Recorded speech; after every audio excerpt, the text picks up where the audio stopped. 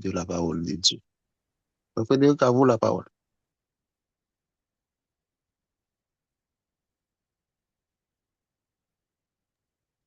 Merci, frère Kelly, pour la parole. Tu es en train d'arranger les sons. Que la grâce et la paix de notre Seigneur Jésus soient avec vous. Nous bénissons le Seigneur pour ceux qui sont avec nous en ligne et pour ceux qui sont avec nous justement via les Zooms ici à Montréal. Nous sommes réunis ce soir encore autour de la parole de Dieu sur un sujet très important qui nous concerne tous en tant qu'enfants de Dieu. Tout membre dans le corps du Christ devrait normalement exercer l'autorité que nous avons reçue en Christ Jésus le jour de notre baptême. Les jours où nous avons été ensevelis avec Christ dans les eaux du baptême, la Bible dit, nous avons revêtu Christ. Et les Écritures déclarent qu'en Christ Jésus, nous avons reçu le pouvoir de devenir enfants de Dieu. Ce n'est pas seulement quelque chose, ce n'est pas une théorie, mais c'est quelque chose qui est très pratique dans la vie quotidienne, au fait de chaque jour. Malheureusement, beaucoup, non seulement ils vivent dans l'ignorance de ces privilèges, mais beaucoup mènent une vie terne, froide, mais aussi une vie qui fait que ils vivent comme des clochards, comme des mendiants, à tout point de vue. Nous parlons ici sur le plan spirituel. Ils vivent comme des enfants illégitimes, comme s'ils n'avaient pas un Père céleste qui est le Tout-Puissant, qui a créé toutes les choses visibles et invisibles. Ils vivent comme s'ils n'avaient pas un Rédempteur qui a détruit les œuvres du diable et qui a vaincu Satan en venant ici-bas sur la terre. Ils vivent une vie terne et qui ne donne envie à personne. Alors, la parole de Dieu affirme que nous avons reçu l'autorité, même de marcher sur les serpents et sur les scorpions, et aucune puissance de l'ennemi ne pourra nous nuire. Alors, le premier texte que nous allons examiner très rapidement, c'est Jacques chapitre 4, verset 7, dans les Écritures. C'est un texte que nous lisons, mais vite, vite, sans vraiment essayer de comprendre pour mettre en pratique cette parole. Parce que cette parole, c'est une grande victoire que nous avons reçue de la part de Dieu. Et le texte dit au verset 7, « Soumettez-vous donc à Dieu, résistez au diable, et il fuira loin de vous. » Donc, pratiquement, ce texte n'ouvre pas un combat du siècle, ou comme on a dit, on a donné une connotation à cette écriture qui a un combat spirituel comme les combats des gladiateurs. Non, n'écoutez pas les gens qui donnent l'impression que la vie chrétienne, c'est un combat comme dans les FNL, un combat où on va entrer dans un ring, un combat du genre arts martiaux. Non, c'est faux. Et en même temps, on vit dans la peur. Parce que ceux qui prennent les combats spirituels corps à corps avec les diables et les démons, au fait, en réalité, ce sont des personnes qui vivent dans la peur. Chaque jour, la peur du diable, la peur des démons, la peur des sorciers. Donc, ils vivent dans la peur. C'est un faux semblant. Parce qu'ils pensent que dans tous les coins de rue, dans tous les coins de nos maisons, dans tous les champs, partout, on va batailler. Et malheureusement, Ils sont prêts même avec de l'eau dans des petits bocaux, à jeter du sel dans tous les coins du rue, à porter des amulettes, des chapelets, ainsi de suite, ou même à jeûner 21 jours, 30 jours, comme ça, ils vont vaincre sur les démons. Donc, vous voyez, ça, c'est la peur. Donc, ils ne comprennent pas. Non, non, le combat a déjà été vaincu. Les- Au fait, le combat a déjà eu lieu. Ici, c'est un texte qui nous demande de nous soumettre à Dieu. Et la manière que nous allons résister, ce n'est pas cette manière-là d'un combat corps à corps avec les diables et les démons. Ils ne savent même pas comment se comporter, par exemple, envers des sorciers. Parce qu'il y a des sorciers qui sont très gentils, qui vivent parmi nous. Il faut savoir comment résister au diable et comment vivre avec eux. Mais ce n'est pas cette façon-là de commencer à chasser les diables partout. Non, non, non, non, non, ça c'est la peur. Alors, le but, c'est de comprendre d'abord qu'est-ce que cela veut dire. Soumettez-vous donc à Dieu et résistez au diable et il fuira. Donc, c'est le diable qui fuira en, en lui résistant selon les Écritures. Le diable fuira. Mais l'impression que nous avons en regardant ce qui se passe dans le monde parmi les religieux, c'est comme si le diable ne fuit jamais. Le diable ne fuit pas. C'est-à-dire, on est derrière les diables 24 heures sur 24 heures, 7 jours sur 7. Il faut les chasser par des cris, par des doigts. Il faut aller même le provoquer. Il faut faire l'exorcisme sur des gens. Non, non, non. Ce n'est pas ce que ce texte veut nous dire. Et il y en a qui sont encore dans l'ancienne alliance. Nous allons voir où beaucoup de gens à l'époque, parce que les royaumes étaient proches au premier siècle, au temps de l'évangile, avant la mort de Jésus-Christ, la proclamation de l'évangile est répentez-vous, car le royaume de Dieu est proche. C'est-à-dire que le royaume de Dieu n'était pas encore établi. Et parce que le royaume de Dieu était proche, cela veut dire que dans le monde, c'était le règne du diable, ce royaume du diable qui était établi. Mais le royaume de Dieu était proche, ce n'était pas encore établi, ce n'était pas encore venu. Et la parole de Dieu, Jésus disait, mon heure n'était pas encore venue parce que Jésus-Christ n'était pas encore glorifié, il n'avait pas encore remporté la victoire sur la croix. Alors, qu'est-ce qui s'est passé pendant que le royaume de Dieu était proche et que c'était le royaume des ténèbres dans le monde? C'est pour ça que Jésus-Christ est venu nous délivrer, selon Luc chapitre 4, justement de l'emprise de Satan. Alors, beaucoup de gens étaient sous l'emprise du diable. On va voir des cas, une femme qui était malade pendant plus de 18 ans à cause que Satan les tenait dans cet état-là qui sera délivré. Alors, Jésus va aller de lieu en lieu pour libérer. Il va raconter des démons, ainsi de suite. Mais lorsque, sur la croix, Jésus-Christ a dépouillé les principautés, les autorités. Il s'est rendu en spectacle.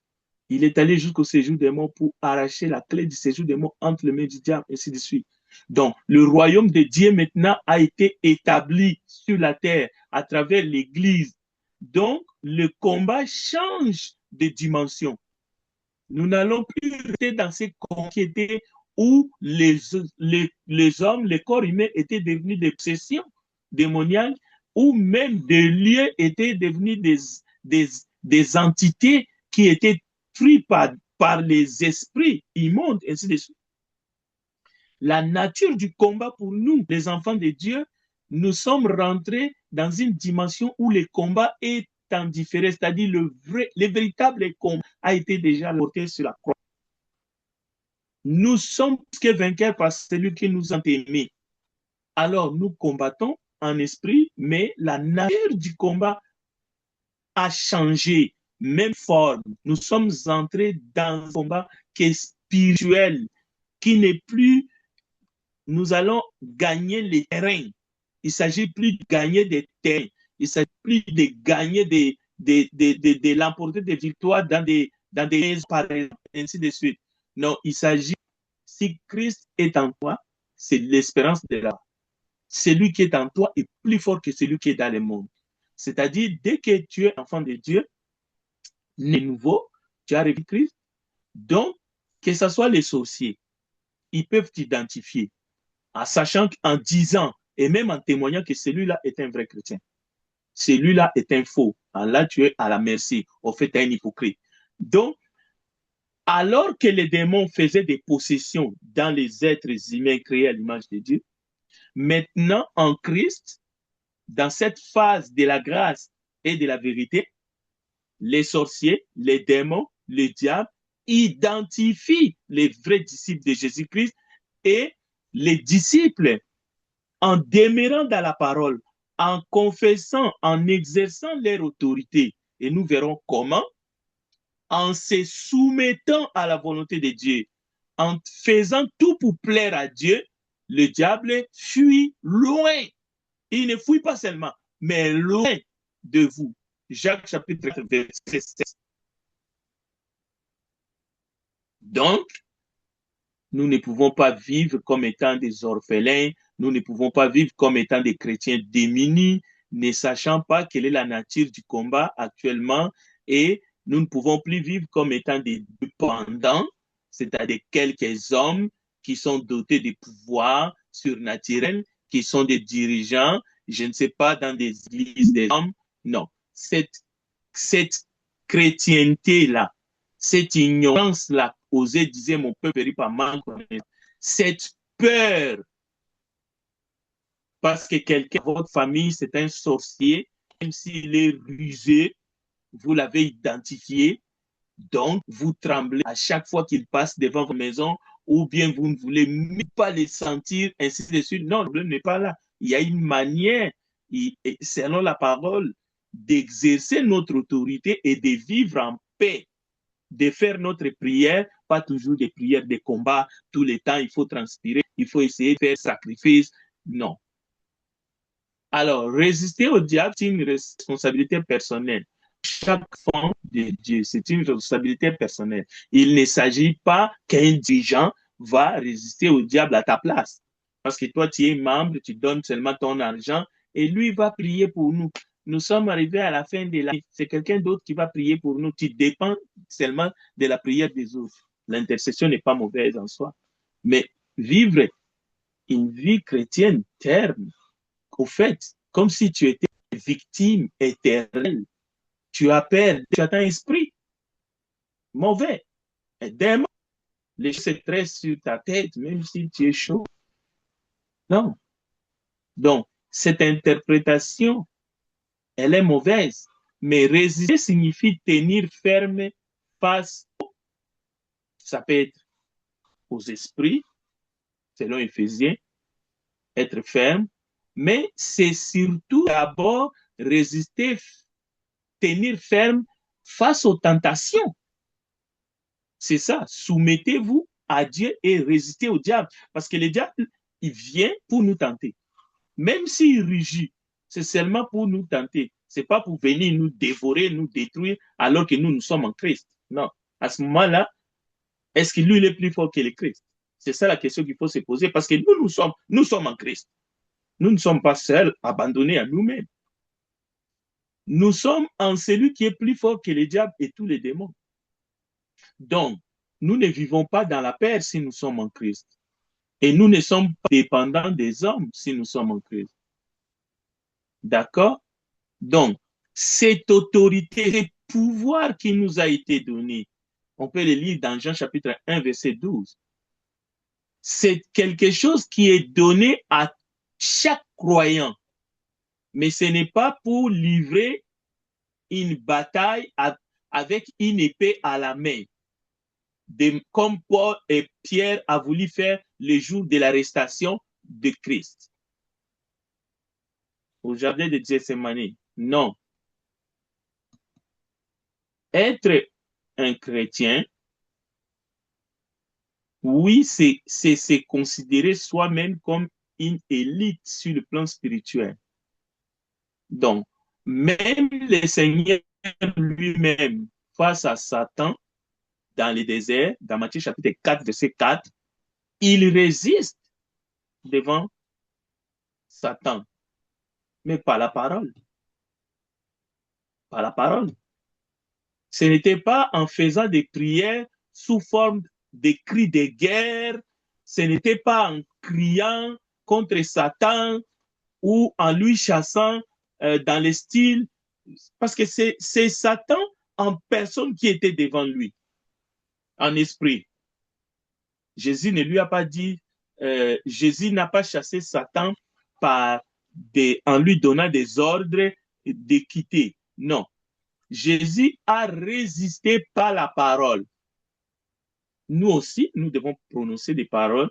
On peut se réveiller la nuit et faire une prière sans déranger les autres en disant des paroles victorieuses, ce que le Christ a fait pour nous sur la croix. Il a emporté la victoire, des paroles de foi, de telle sorte que le diable et tous ces démons, tous ces esprits immondes-là qui circulent dans ce monde, les principautés, les autorités et tous les sorciers, parce que les sorciers, il y en a, parce il y a de ces esprits libres qui ne croient même pas aux sorciers.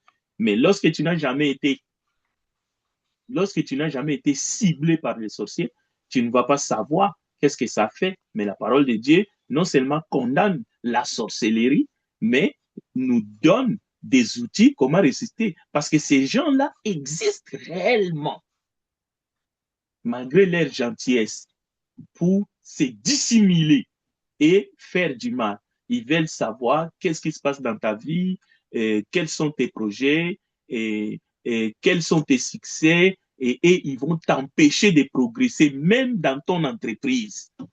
Maintenant, toi, il ne s'agit pas d'avoir peur parce qu'ils vont te bloquer. Et dans tous les plans, ils vont te bloquer dans ta famille. Ils sont capables même de bloquer les mariages.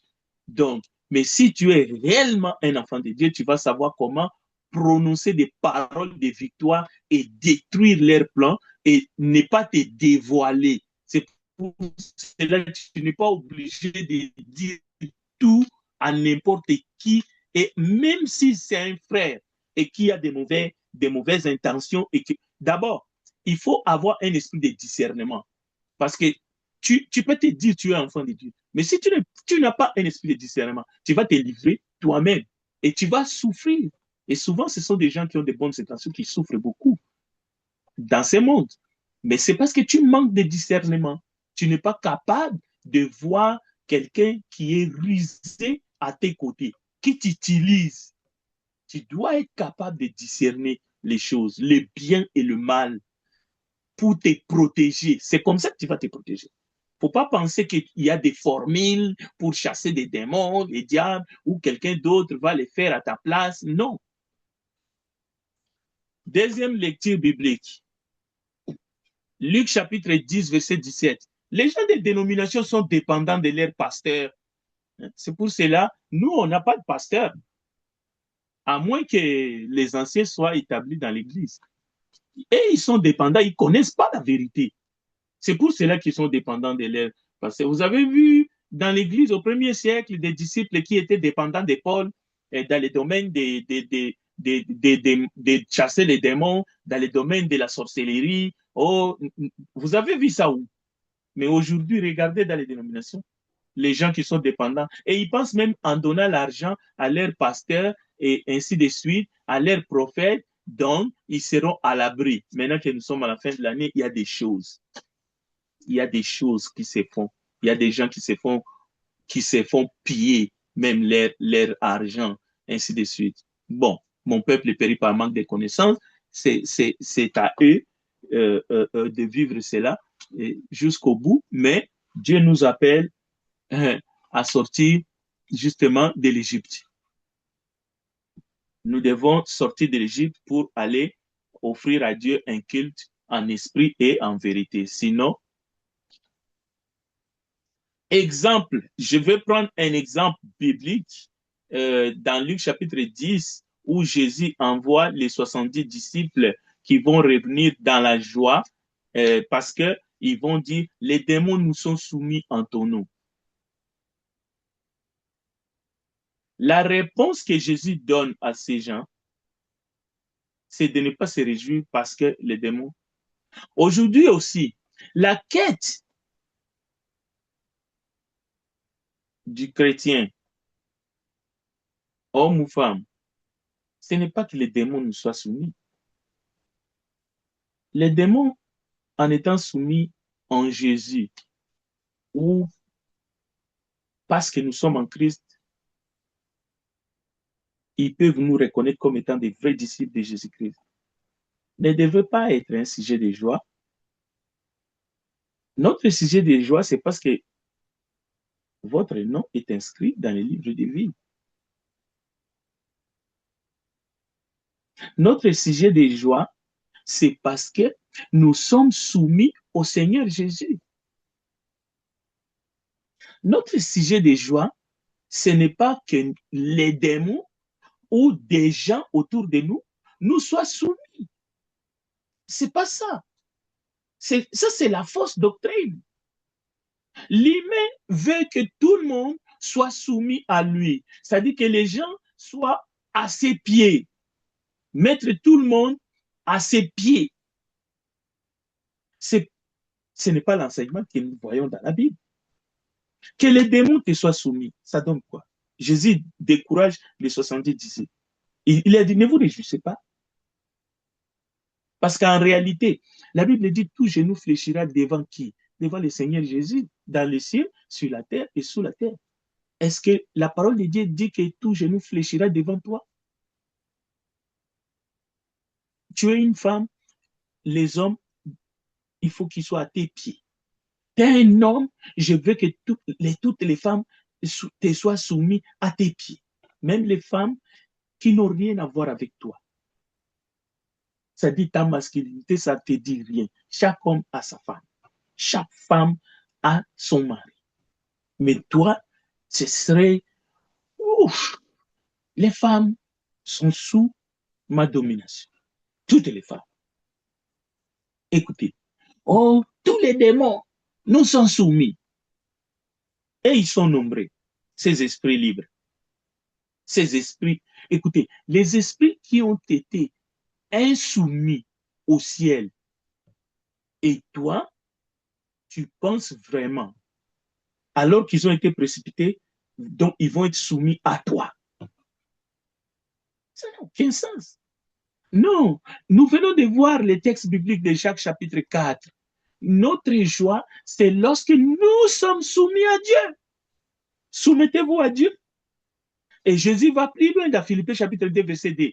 Notre joie encore, c'est lorsque nous considérons celui qui est en face de nous au-dessus de nous. C'est-à-dire, nous devons nous rabaisser pour que Dieu nous élève. Mais si vous considérez que les gens sont en dessous, tout le monde sont donc, sont soumis à vous, la Bible dit, Dieu va vous redescendre de ces piédestals. Donc, nous devons ouvrir les yeux. C'est comme ça que nous allons, nous résistons au diable en étant soumis à la parole de Dieu. Mais nous lui résistons en appliquant la parole de Dieu qui nous donne cette autorité. Justement, c'est pour cela. Pourquoi il y a seulement une minorité de chrétiens qui exercent réellement cette autorité de Christ, qui ne sont pas des chrétiens dépendants de certains dirigeants, parce que ces dirigeants enseignent mal le texte de la Bible. Une autre raison, pourquoi seulement peu de chrétiens ne vivent pas dans la peur? Parce que la grande majorité vivent dans la peur, que personne ne vous trompe. Les chrétiens vivent dans la peur plus que les non-chrétiens. La peur de l'obscurité, la peur des démons, la peur de Satan, la peur des sorciers. C'est par manque de connaissances. Osée chapitre 4, verset 6. La culture de dépendance. Christ nous a affranchis de toute crainte. Christ nous a affranchis des coutumes et des traditions. Mais toi, tu vis dans la peur parce que tu es quelqu'un qui suit les coutumes et la tradition de ta tribu et de ton peuple. C'est pour cela que tu es une personne qui est liée. Tu es encore dans les liens familial. Oh, mes parents, dans notre famille, mon père était polygame, donc moi aussi je dois être polygame, ainsi de suite. Toutes sortes d'affaires. Mon père avait divorcé, donc nous tous, dans notre vie, nous allons divorcer. Ton père a eu des enfants, une ribambelle d'enfants, mais avec plusieurs femmes. Vous êtes 15, 20 dans la famille. Donc toi aussi, tu dois faire des enfants partout dans toutes les provinces du Canada et même dans tous les continents. Dès que tu as l'occasion de voyager, c'est pour aller engrosser une femme. Tu vas au Congo, tu dois laisser les graines là-bas. Tu vas en Haïti, c'est pour aller laisser des graines là-bas. Tu as des enfants partout. C'est parce que tu es lié. Si tu es une femme, jamais tu vas te contenter d'un homme parce que tu n'es pas libre. Une autre raison pourquoi nous n'exerçons pas notre autorité de Christ, ce n'est pas parce que Christ nous laisse, nous a abandonnés, non, c'est parce que nous ne menons pas une vie consacrée. Actes chapitre 10, verset 15. Jésus, je le connais. Et ça, c'est les esprits qui parlent, comme ça, des esprits mauvais ou les démons. Jésus, je le connais. Et toi, Paul, je le connais. Et toi, qui es-tu? Donc, la majorité des chrétiens, ce n'est pas qu'ils n'ont pas la capacité, mais par manque de maturité, par ignorance, au lieu de vivre en paix et d'être là pour aider les autres, eux-mêmes, ils sont là, ils fréquentent des assemblées, et Dieu les garde du 1er janvier au 31 décembre, mais ils vivent dans l'inquiétude, dans la peur, dans la peur, dans la peur, dans l'angoisse. Donc, frères et sœurs, tu n'as pas été appelé. Depuis que tu as été baptisé, ce n'est pas pour vivre comme étant invaincu, ni à dépendre d'un petit groupe des intercesseurs. Ah, dans notre église, on prie les vendredis. Toi, tu es indépendant. Mais toi-même, au fond de toi, est-ce que tu vis comme, je voulais même dire comme un champion, mais je voudrais dire, est-ce que tu vis une vie chrétienne comme un vainqueur? Mais le texte dit plus que vainqueur. Pas parce que nous avons des biceps. Non, c'est parce que celui qui est en nous est plus fort. Nous devrions, oui, intercéder pour les autres, intercéder pour le monde. Si nous avons dans la famille des personnes qui sont risées, des sorciers, nous pouvons prier pour eux. Mais sachez une chose, ils ne sont pas plus puissants que nous, simplement parce que nous sommes des enfants de Dieu. Mais il ne faut pas se laisser manipuler par eux. Parce qu'avec le discernement, tu peux voir quelqu'un qui joue devant toi sur plusieurs tableaux. Tu peux sentir, je ne dis pas sentir, Dieu peut t'aider à discerner quelqu'un qui vit dans la ruse et dans le mensonge. Donc, en devenant chrétien, Dieu te donne une mission. Cela veut dire que tu dois agir avec autorité, ce qui n'est pas la même chose que quelqu'un qui croit qu'il possède une puissance surnaturelle. Non, Christ est le Tout-Puissant. Dieu est le Tout-Puissant. Mais il nous a donné l'autorité, le pouvoir de devenir enfant de Dieu. Nous avons une autorité. Cela veut dire lorsque nous sommes en Christ et lorsque nous soumettons à Dieu, le malin peut venir, il peut nous tenter, il peut faire ce qu'il veut, mais il sait que celui qui est en nous est plus fort. Et ça doit faire partie de notre conviction. Ne soyez pas des gens qui dépendent des autres. N'écoutez pas du tout ces enseignements qui vous disent il y a un sorcier dans votre quartier, on vous a bloqué, blocage familial. Mais la question que tu dois te poser, est-ce que je suis né de nouveau? Est-ce que je suis mort et ressuscité avec Christ? Ce n'est pas une théorie. Ça doit être une vie pratique en Christ Jésus. Tu n'as pas besoin comme d'un surintendant Ce n'est pas le rôle des anciens. Les anciens ne sont pas un bouclier pour toi. Tu dois vivre en paix grâce aux prières du pasteur de ton église. Non, c'est faux. Tu es dans quelle église? D'abord, c'est quelle alliance qui est enseignée dans l'église où tu es?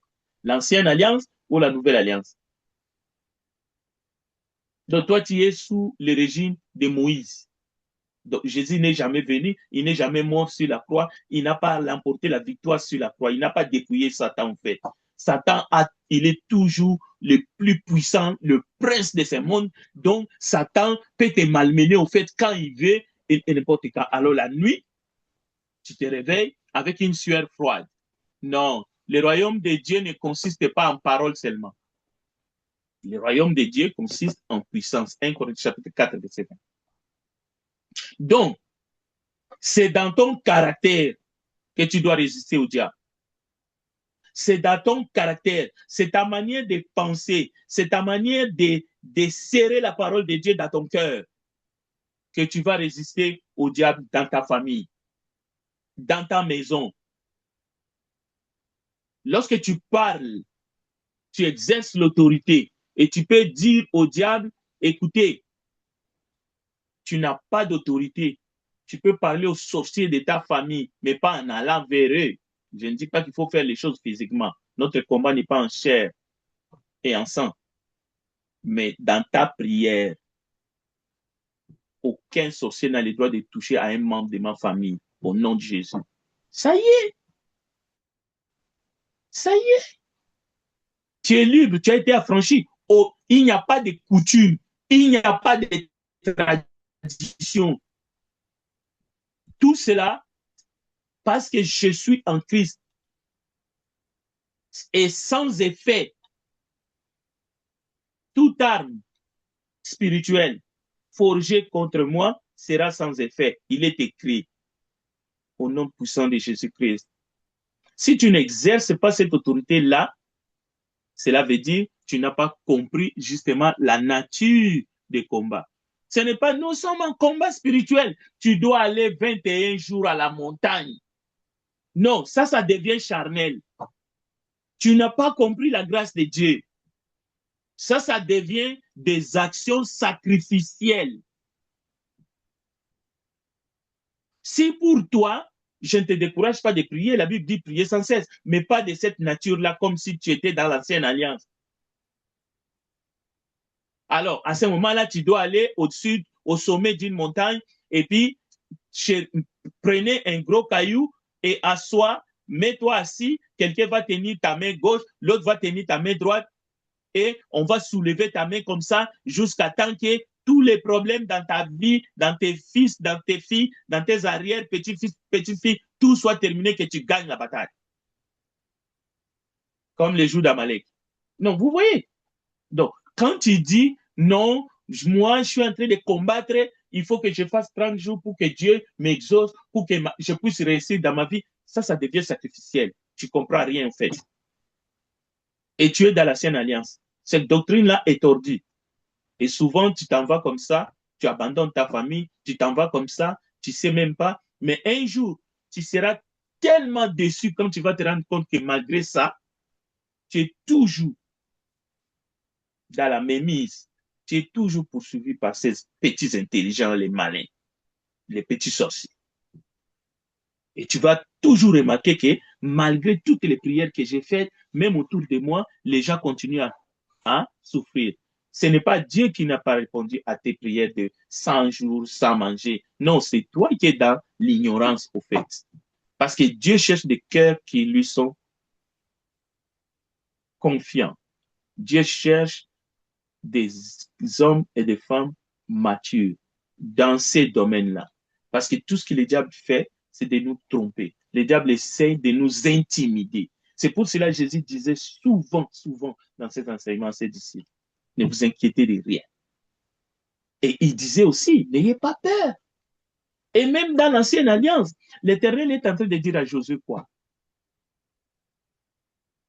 Tiens bon, n'aie pas peur. Je suis à tes côtés. Alors, si déjà dans l'Ancienne Alliance, Jésus disait à Josué, écoute, lève-toi, mon serviteur Moïse est mort. Maintenant, je serai avec toi. N'aie pas peur. Mais beaucoup de chrétiens, justement, le but de cette exhortation, c'est pourquoi tremblez-vous? Oui, nous sommes arrivés à la fin de l'année. Ne tremblez pas. Si tu trembles, le diable te fera trembler davantage. Sois confiant. Exerce l'autorité. Ne te laisse pas aller. Vraiment, j'espère que chacun de nous a retenu disons, ce message de l'Esprit. Donc, dans Jean chapitre 4, nous avons un devoir de nous soumettre donc à Dieu et de résister au diable, et lui, il fuira loin de vous. Que Dieu vous bénisse. Je vais m'arrêter ici et je retourne l'antenne à notre frère bien-aimé Kerly pour qu'on puisse terminer cette soirée. S'il y a des questions ou des commentaires, de le prendre. Je vous remercie de m'avoir suivi.